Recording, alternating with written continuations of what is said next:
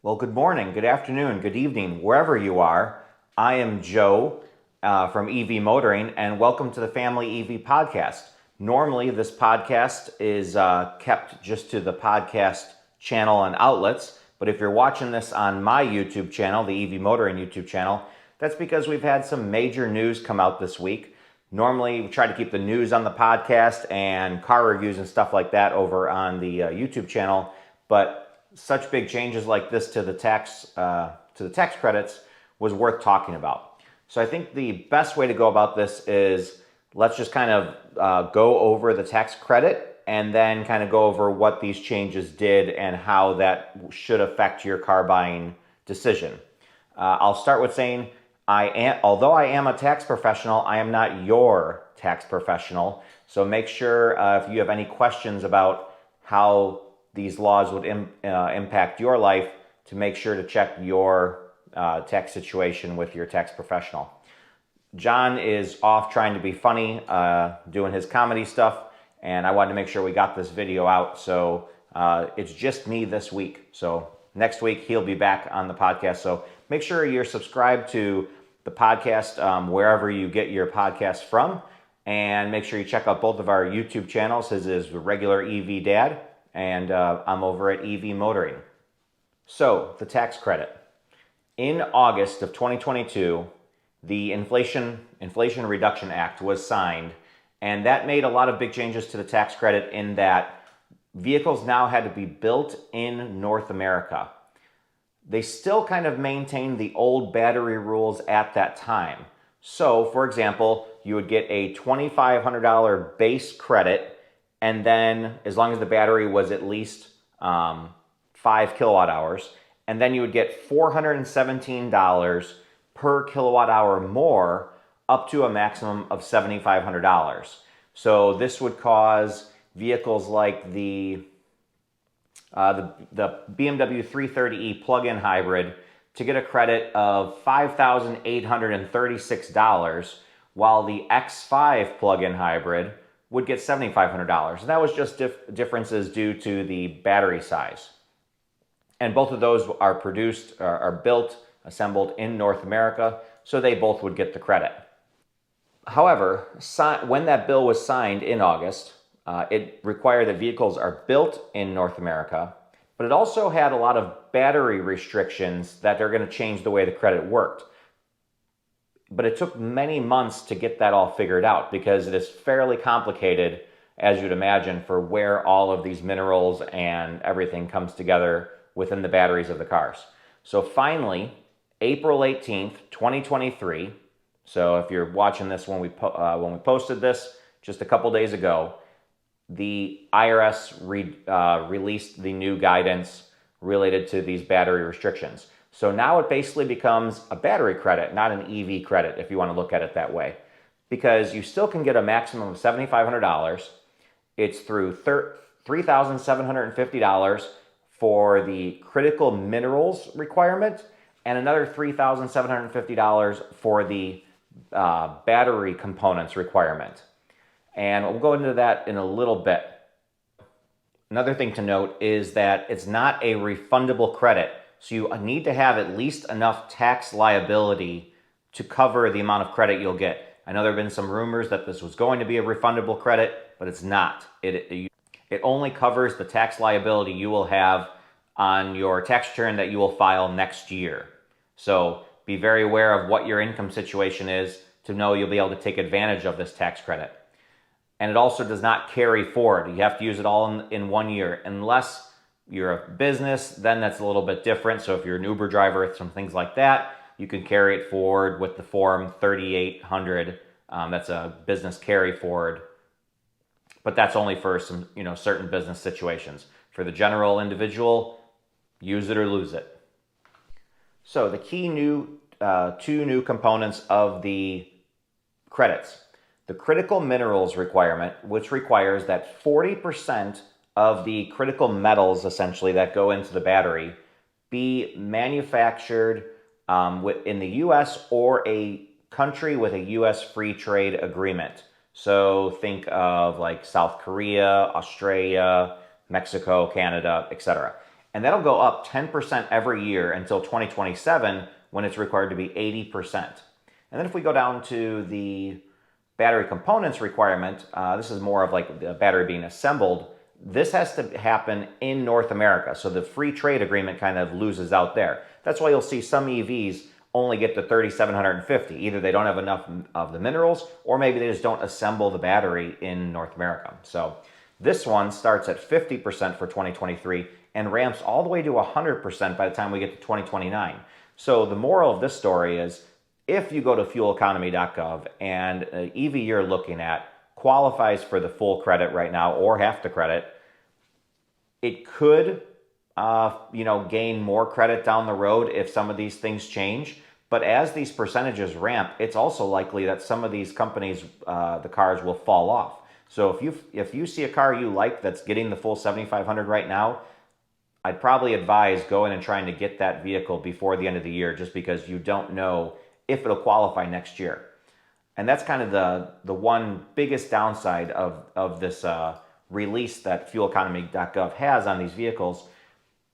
I was hoping they would give a lot more clarity of, what percentage each of these vehicles is for qualifying. So we know, oh, this car will be, maybe the Lyriq is good for the next couple of years, or maybe the Lyriq just skimmed by this year and it won't qualify next year. We don't know. So unfortunately, hopefully some of that data maybe comes out, but right now it's just kind of a secret of us not knowing really much about these batteries still. A couple other quick things with the credit. The income limits still apply. Those took effect. Those took effect earlier this year, and so that's $150,000 adjusted gross income for a single person, and $300,000 adjusted gross income for married couples. And remember, that's for the tax year that you're purchasing the vehicle. So it doesn't matter how much money you made last year. It's about how much money you're going to make this year while you're making your vehicle purchase. And it's a hard stop. So you make if you're single and you make $149,999, you get a $7,500 tax credit. But if you make $151,000, you get zero tax credit. So unfortunately, it's not a phase out. It's just a hard, fast rule on that one. Also, vehicles still need to continue to be built in North America, and the price limits. So cars are capped at $55,000. Trucks, vans, SUVs, those can be $80,000. And the fueleconomy.gov website does a really good job of showing this. And actually what's great is they also show the difference of if you bought your vehicle before April 18th versus after. And this is great because some people might have, purchased last week and maybe they hadn't, figured out everything, what their credit's going to be. And they might have heard this news that there's tax credit changes. Don't worry. You bought your vehicle before April 18th. You use the old rules. The website is very good at showing you what box to check, and it'll show what your applicable credit would be. So the first thing you'll notice once you flip back and forth between the before April 18th versus after April 18th credits is the amount of vehicles that dropped off the list. There is now only 20 vehicles that qualify for the credit, and 3 of those aren't even out yet. That's the Silverado, the Equinox, and the Blazer. Good to see that they will qualify, but yeah, we're down to basically 17 vehicles that you can go find off a lot today. Big drop off in the amount of vehicles getting it. I won't get into leases. That's a whole nother video. Technically, some vehicles will still qualify if you lease them, but that's a whole nother video. We're strictly talking new vehicle purchases. This is where it starts to get really interesting. So over here on their website, let's scroll down to just take a random car and how these battery credits will change. So let's go to Lincoln. The Aviator gets $6,534, and the Corsair gets $6,800, okay? So now let's scroll up and change it to April 18th. So essentially if you're purchasing today, because now it's either $3,750, it's either zero $3,750 or all $7,500. Well, now the Aviator gets the full $7,500. Even though it has a small battery, the battery is produced with the right minerals and built in the right location. It gets the full $7,500. However, the Corsair drops to $3,750. So So it's interesting how Lincoln, one of their vehicles' batteries, even though they're both plug-in hybrids, you would think they're, would be making it in the same facility with the same ingredients, but kind of same thing happened with Chrysler. The Grand Cherokee plug-in and the Wrangler dropped to 3,750, but the Pacifica still gets 7,500. So that's where it'd really be interesting to learn more of this data about why these vehicles did or didn't qualify. If we go to Ford, the E-Transit and the Escape plug-in hybrid, which makes sense because the Lincoln Corsair and Escape plug-in hybrid are the same vehicle, and all of the Mustang Mach-E's only get 3,750. So a huge hit for affordability there, especially when we get to Tesla later. But the Lightning gets all 7,500, so that's great for that. The Chevys, all of the Chevys qualified for the full 7,500, so great on Chevy there on getting their sourcing properly.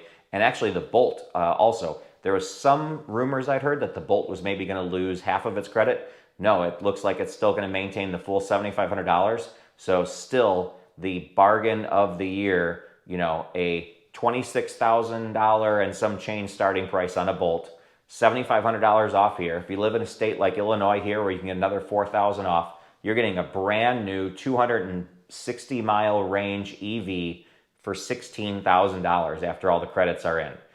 This is certainly at the point of, it's not the question of, oh, which is cheaper, a gas vehicle or a electric vehicle. There are electric vehicles that are certainly competitive, and in this case of the Bolt, cheaper than pretty much anything else you can get out there. Because if you compare a Bolt to like a Hyundai Accent or, a very affordable small car, the Bolt's going to be cheaper to fuel, cheaper for maintenance, and a much nicer place to be compared to the way the build quality of the Accent. The Bolts are actually nice and quiet cabins. Definitely take one for a test drive if you're looking for just an around town car.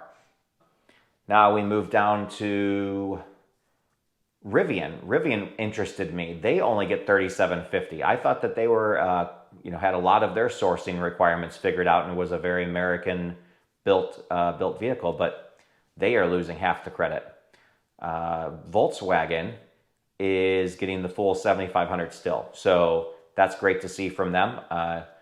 There was concern that, I think it was a couple days ago when this first came out, the Volkswagens were not on this list. So again, check the fueleconomy.gov website and see if, what your car is at, because these are very fluid situations. I mean, the Volkswagen ID4 last year, for example, some of them were made in Germany, some of them were made in Tennessee. So that kind of stuff can change at any point. They can change, if they're running a short supply of batteries here, it wouldn't be against them to import some batteries if that's what they got to do to keep the production line moving. So you really got to make sure that you check the vehicle you're buying to make sure the credit qualifies for it, because obviously it's a huge part of the purchase price.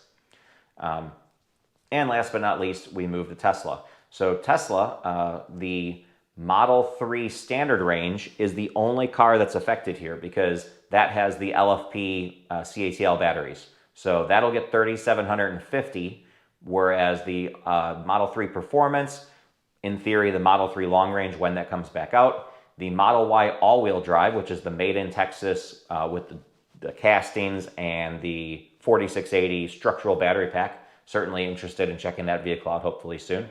And then the Model Y long-range all-wheel drive and Model Y Performance. All of those are going to qualify for the full 7,500. So huge there. Now that we have this list here, though, I really want to hear your thoughts and comment down below. One, how much do tax credits impact your purchase? Are you dead set on a car and maybe you want a Hyundai Ioniq, and now Hyundai Ioniq 5s have not gotten the credit since August? Did that affect your purchase decision? Or here, now if you were in the market for a Mach-E and the Mach-E just had their credit cut in half, all while the meantime Tesla just lowered prices again today, which, spoiler alert, I'll get to that in a minute. But now do you look at a Model Y instead of a Mach-E just based on the sheer price? So I'd love to hear that in the comments down below. And so now let's jump over to Tesla, because they had their credit changed a little bit, and then they've dropped some price drops on top of everything else. So the value proposition just becomes ridiculous here. As we might have expected, the rear-wheel drive standard range Model 3 just got lowered to $40,000, $39,990 for the white paint. Everything here is going to be white paint, black interior. So Tesla options, you pay $1,000 to $2,000 for paint, and you pay $1,000 for a white interior, and then there's some rim options and yada yada. But they lowered the price of the Model 3 rear-wheel drive, and we expected that because the credit got cut in half. So they want to try to keep this delta between what is a Model 3 rear-wheel drive cost and what is a Model 3 performance and long range when it comes back cost. So by lowering the price of the Model 3 standard range, that keeps it competitive. After tax credit, we're right at basically the $35,000 car that kind of was promised since day one. So it took a couple of years and there was some supply chain issues and inflation, but Tesla's shown that through ramping production, they can deliver on a really great car. And I own a Model 3 rear-wheel drive right now, and with the LFP batteries, it's 272 miles rated range. Really, it's like 230 usable range on a daily basis. And the thing with the LFP batteries is you charge to 100% every single time, every single day, or every single week, whenever you want. They're not damaged like other batteries where you only want to charge to 80% or so. So you're leaving the house with 272 miles of rated range every day. Whereas if you go to like the long range, that's around 340, 350 miles of rated range on a full charge. If you're only doing 80%, you're basically leaving the house with almost the same rated range. And, there's other things, the all-wheel drive, long ranges get better stereo, you're getting the dual motor all-wheel drive, but it's worth considering. If you just need a car for around town and maybe an occasional road trip, I've done 5,000 mile road trips in this Model 3 standard range, and it worked great. Videos to come soon, so stay tuned for those. Again, make sure you're subscribed to both of our YouTube channels. Those will all be linked down below. Make sure you're subscribed to the podcast so you don't miss any of that. And then also, I'll have these, the EPA or the fueleconomy.gov website linked down below too, so you can feel free to mess around with what each car's credit is if there's one particular you're looking for. So that was the price changes on the Model 3. Now here's where it gets crazy. The Model Y had some price changes too. The dual motor all-wheel drive, that's the 4680 battery Model Y that's produced in Texas, is now just $47,000, and it gets the full $7,500 tax credit. So, and the interiors on these are fairly premium. There's not really option boxes to check. So take the tax credit off, assuming you qualify for it, and you're under $40,000 for a brand new Model Y dual motor, 279 miles of rated range, realistically probably around 220, 230, 240 of usable range. Well, what does that compare to? The Mach-E. The Mach-E gets around 230 miles on the base battery, but it only gets the $3,750 credit, not the $7,500 credit. And that's just the standard interior. If you want premium, that's I think around a $5,000 or $6,000 upgrade. I'm not sure what their pricing is exactly right now, but no matter how you spin it, that Mach-E is going to be $5,000 to $7,000 more expensive than the Model Y. Hard pill to swallow. I mean, I'm not biased toward Tesla. I've owned a Polestar 2.